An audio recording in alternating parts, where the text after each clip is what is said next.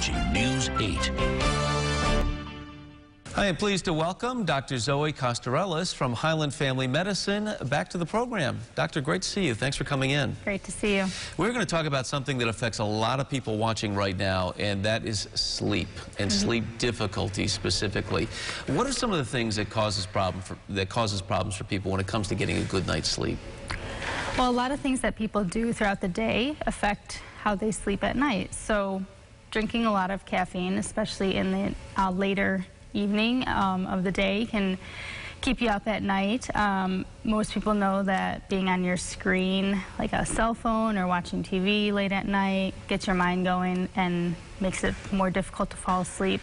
Another thing is drinking alcohol. So a lot of people think that it helps you sleep better, and it may do that in the first half of the night, but as your body starts to metabolize the alcohol, that wakes you up in the second half of the night. So that can really affect your sleep as well. What are some of the things that happen to people when they just don't get good rest? How does it impact us, physically and mentally? Yeah, so sleep is really important to both physical and mental health.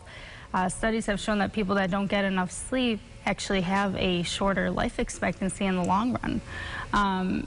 It makes your mind more foggy, you're unable to think clearly during the day, and you just, in general, don't feel great. What are some of the things that people can do proactively to get a good night's rest?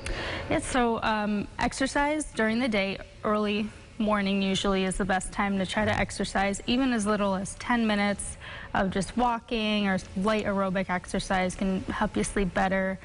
Making sure that your room is dark and quiet, and on the cooler side.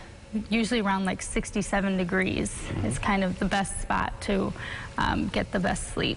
Anything in terms of eating as it relates to going to bed, bedtime? Try not to eat a really big, heavy meal before bed. If you have issues with like indigestion or acid reflux, that can give you some discomfort and make it a little more difficult to sleep. What's the point where we've tried some of these good things and they're still not working and we're struggling to get a good night's rest? At what point do we go to our doctor, our primary care physician, and say, hey, I need some help? If you've tried a lot of the things that I've said and still are having a lot of difficulties, so maybe time to try to get a sleep study to see if you maybe have some sleep apnea that's interfering with your sleep and making you not feel well rested in the morning. And that's a serious issue, and you can get a CPAP machine for that, and that should help resolve some of those issues. In consultation with your physician, of course. Yes. All right. Well, doctor, we'll leave it there. Thanks for coming in. We really appreciate it. Thank you. We all want a better night's sleep, and we've given you some good tips to do so. If you missed any of our conversation, as always, we're sharing it online. You'll find it at rochesterfirst.com.